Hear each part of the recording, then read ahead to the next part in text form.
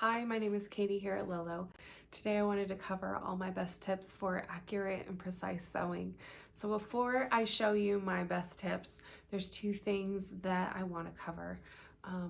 Make sure before you get started that you have all of your fabric pressed. Make sure that any folds that are in there, any wrinkles have been pressed out. That will really help you in cutting a precise block when you're cutting your pieces out. My next tip for you is to check your seam allowance. I know I am 100% guilty of just like sitting down and sewing and not checking my seam allowance all the time. It's gotten me into trouble. So when you have a block that you have to be accurate on, do take the time to double check your seam allowance to make sure that it's accurate, and if it's supposed to be a scant, that it's sewing a scant. If it's supposed to be a 1/4 inch or 5/8 or whatever it is, that you take the time to check it. It'll pay off in the end, especially if you don't have to pick out all those blocks, known from experience. So now that we've covered those, we're going to cover our next tips and get right into sewing. Yay! So the first thing we're going to do is find the middle of both pieces. So take each piece and fold it in half and finger press. So we'll finger press that. And then we'll take our other piece, finger press, find the middle, and then line those middles up.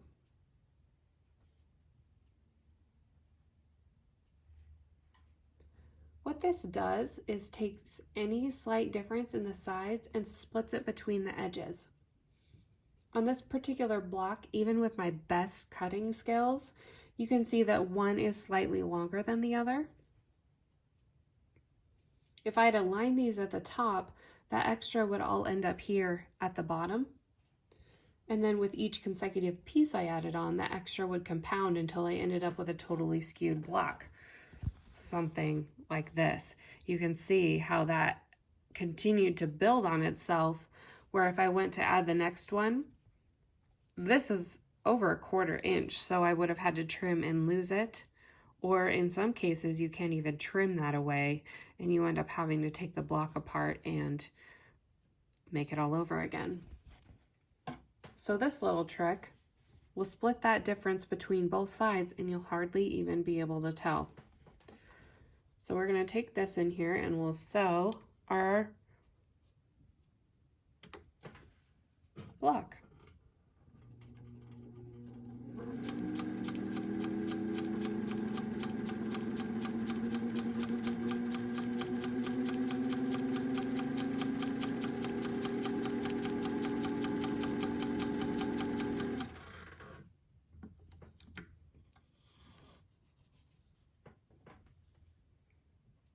So as you can see here, we have our block finished. And any extra that might have been there is split between the sides. So I will go and iron this, and we can go add our next piece and cover our next tip. So we're ready to add our next piece. So again, we're going to fold it in half here, as we did in the last step, finger press it,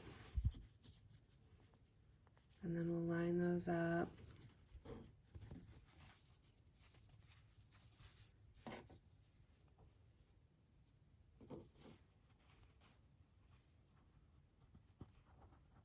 And see how that lines up. Now you can see in this one that the top is slightly longer. And my next tip for you is to use the feed dogs to your advantage. If you have one piece that's slightly longer, or it's cut on a curve or bias, and it's has a little bit more potential to stretch, put that piece next to the feed dogs. So what that does is allows the action of the feed dogs as they're moving the fabric forward to kind of, and works just a little bit of that extra in as you sew it. So in this particular case, because this black piece you can see here, is slightly longer. We're going to take and we're going to move that next to the feed dogs, and we're going to sew our next seam.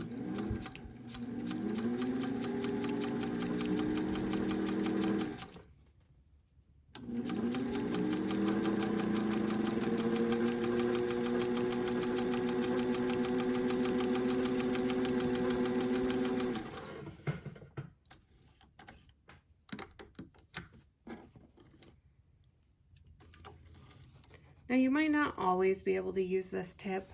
Sometimes you'll be forced to have that other side, the side that you would have preferred to be down against the feed dogs, to be up, and that's okay. You just do, use whatever tool you can for that particular seam. And now you'll see that that actually lines up pretty well, and on this side it's even a little bit shorter. But that's okay, it's still only probably, a thread width or two smaller. So now we'll go ahead and press that one and move on to the next tip. So we're here to sew our next piece. I've already finger pressed them in the middle so we can line those up. So you can see this one, I have a lot more of a gap here on the end. And that's fine, you're gonna find that with your own sewing. We're only human. Some of them you're gonna be more accurate than others. So this one will be an excellent one to show you how these tips all come together to make sure that this, when it's done, you'll hardly even be able to see it. So we've aligned the middles here. We know that this top white piece is smaller, or is longer than the other. So we're going to take and we're going to make sure that that is down when we sew it against the feed dogs. What you want to make sure you do is lift your foot here and then put your piece underneath of the foot right up against the needle.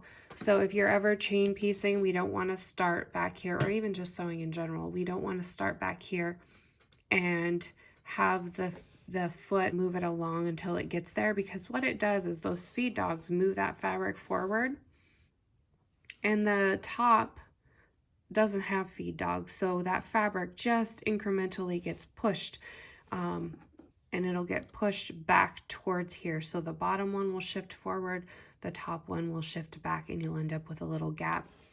And if I wasn't paying attention, that could take this extra that I had down here and make it quite a bit more.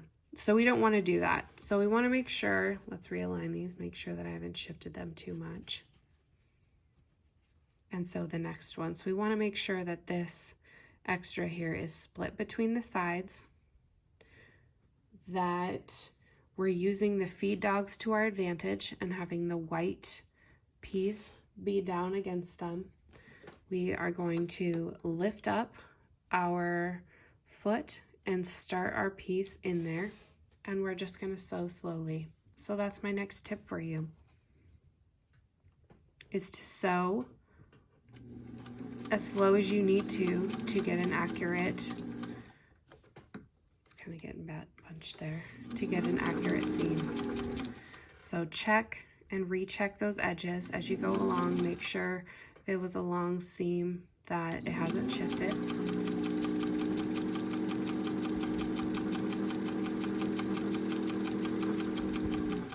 And sew as slow as you need to get an accurate seam. Pretty easy, right?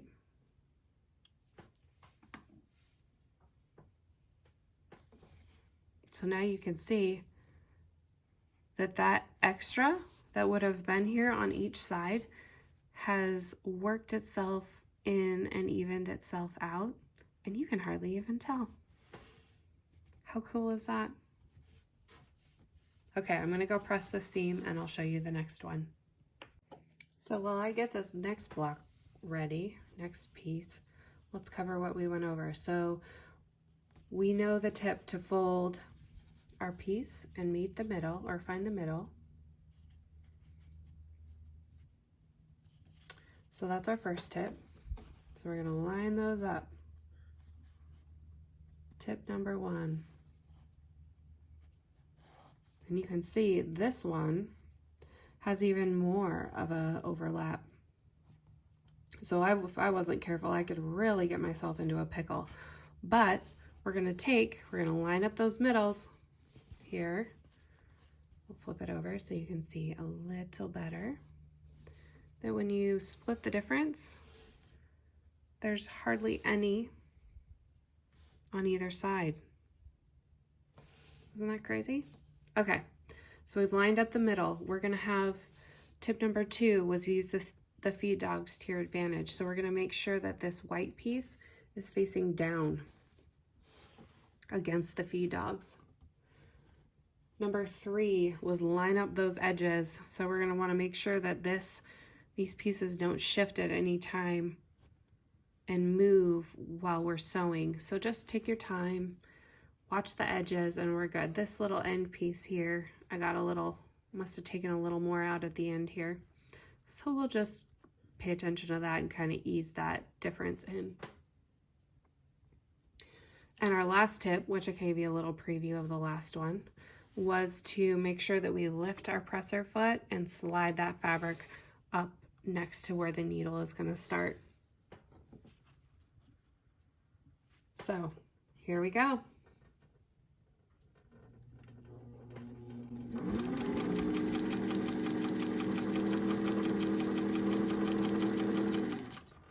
And it looks like I've shifted a little bit, so we're going to move that back.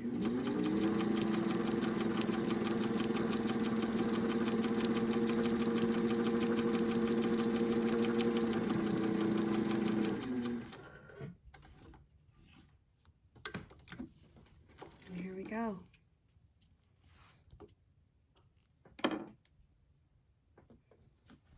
So you can see that with those tricks, what would have been, you know, pretty significant by the end of it, maybe even 1/8 of an inch, now only looks like just a thread width of fabric difference between those two pieces.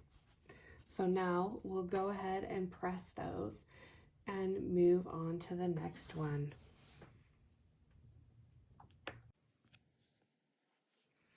So you'll see here, now that we've pressed this, you can hardly see any bit of a difference here between these edges, which will be really cool and really takes, you know, some of the stress out of sewing these blocks. It's one of my favorite little things. So my other tip for you, make sure that you're pressing after each seam that you sew. That really, really is crucial. Taking that time to press each piece, make sure each one of these seams is crisp and accurate, so every additional piece that I add on doesn't have to deal with that, you know, any folds or wrinkles or anything like that. It really makes it a nice sewing experience if you remember to press between each one.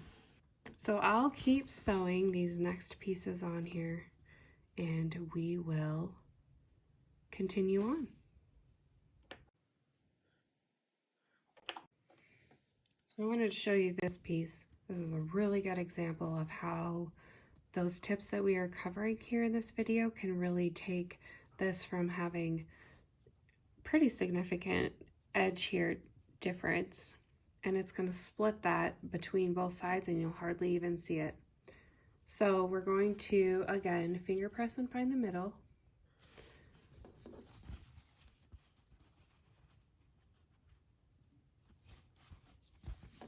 And eventually you'll get to the point where you can probably, you know, eyeball this and not have to find the exact middle. You'll just look at the gap on the edge and kind of split the difference. Make any adjustments. So you can see now that that's probably about the same on each side. Now we're going to place the white piece down against the feed dogs, slide our piece up underneath the foot to right where our needle starts. And we're going to start sewing. Make sure that these edges stay lined up here.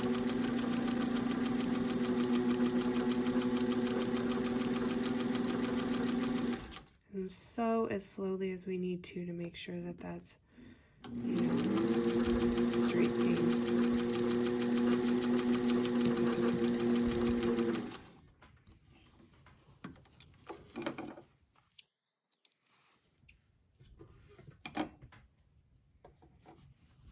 So now you can see that this is still there, but it's only a couple, three probably threads wide on either side, and that's really going to be lost in our block assembly. When we get there, it's going to be minimal. That was our last piece here. So we'll go press it and see how we did. So here we have our two blocks side by side. The one on the left was the one that I just pressed the fabric, accurately cut, but then didn't really use any of the tips or pay attention to how I was sewing it. And you can see here on these edges that there's kind of a significant variance that gradually added up as I sewed these in, and would have presented a problem when I went to assemble this block. On the right here, we have the ones that I followed with the tips that I just gave you as I was sewing through here, and you can see that there's still a little bit of a variation up here, but really not anything that's significant. This one sticks out a little more, but we're not going to worry about that. I could go ahead and sew this block into my quilt without really making any major adjustments to it or having to pick anything out. I hope the tips were helpful for you today. I know they helped me. I hope they help you, and I hope you have a nice day today.